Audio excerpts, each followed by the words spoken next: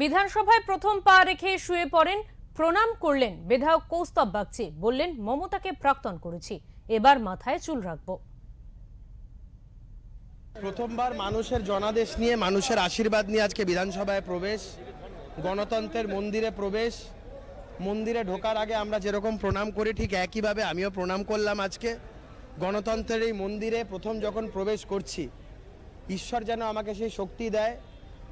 মা বাবার আশীর্বাদ নিয়ে, আমার মা বাবাও আসবে একটু পরে, মা বাবার আশীর্বাদ নিয়ে, ঈশ্বরের আশীর্বাদ নিয়ে আজকে এখানে প্রবেশ করছি প্রথম। শুধু একটাই ভগবানের কাছে প্রার্থনা, আমি যেন কখনো বিপদে না চালিত হই, নিজে যেন নিজের প্রতি ভরসা রাখতে পারি, বিশ্বাস রাখতে পারি। ঈশ্বর যেন আমাকে যেন সেই শক্তি দেয়, যেন মানুষের জন্য আগামী 5 বছর নিরলসভাবে কাজ করতে পারি। তুমি তো একটা শপথ নিয়েছিলে, সেই শপথটা এখন পূর্ণ হলো। যে স্বপ্নটা দেখেছিলে সেই স্বপ্নটাও কিন্তু ওই গানের কলিটার মতন, জো ওয়াদা কিয়া ও নিভানা পড়েগা। মাথায় চুল গজাচ্ছে, যা শপথ নিয়েছিলাম সেই শপথ পূর্ণ হয়েছে, মাথায় আবার চুল গজাচ্ছে। প্রথমবার মানুষের জনাদেশ নিয়ে, মানুষের আশীর্বাদ নিয়ে আজকে বিধানসভায় প্রবেশ, গণতন্ত্রের মন্দিরে প্রবেশ।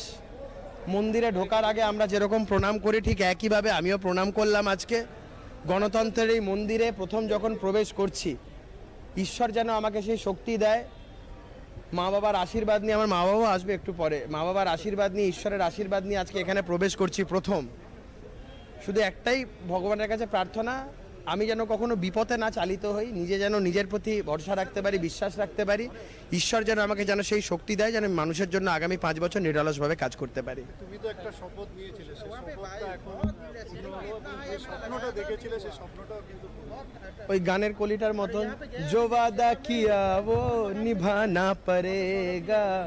মাথায় চুল গজাচ্ছে, যা শপথ নিয়েছিলাম সেই শপথ পূর্ণ হয়েছে, মাথায় আবার চুল। প্রথমবার মানুষ